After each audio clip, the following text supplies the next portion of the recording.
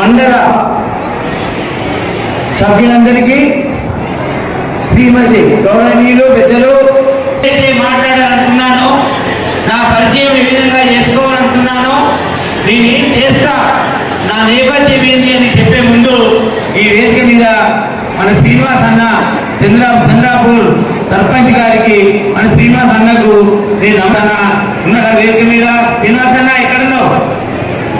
శ్రీనివాస్ చంద్రాపూర్ చాలా మంది హామీలు ఇచ్చిండ్రు, పేద ప్రజలకు న్యాయం జరుగుతుందని, కార్యకర్తలకు న్యాయం జరుగుతుందని నమ్మి మోసపోయాం. మా హామీలన్నీ నెరవేరలేదు.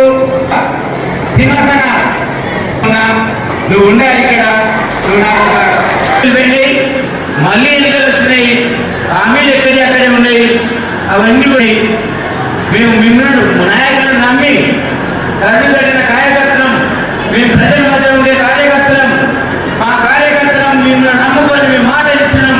ఆ మాటలు కాకుండా మా ఓటర్ల దగ్గర, మా గ్రామస్తుల దగ్గర కార్యకర్తల మేము తలవంచుకోవాల్సి వచ్చిందని చెప్పి వారి ఆవేదన మన శ్రీనివాస్ అన్న చంద్రాపూర్ గారు నాకు చెప్పడం జరిగింది. అయితే శ్రీనివాస్కి ఇక్కడున్న మన కార్యకర్తలందరికీ, గ్రామస్తులందరికీ కూడా నేను ఒక హామీ ఇస్తా ఉన్నా.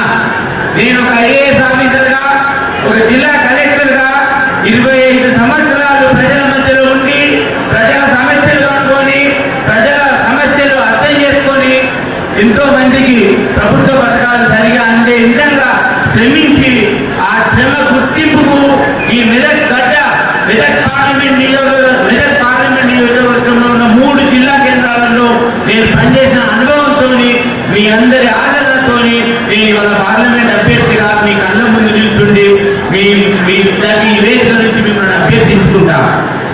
నేను అబద్ధం ఆడాల్సిన అవసరం నాకు అంతకన్నా లేదు అని చెప్పి మిమ్మల్ని అందరినీ కూడా కోరుకుంటా ఉన్నా.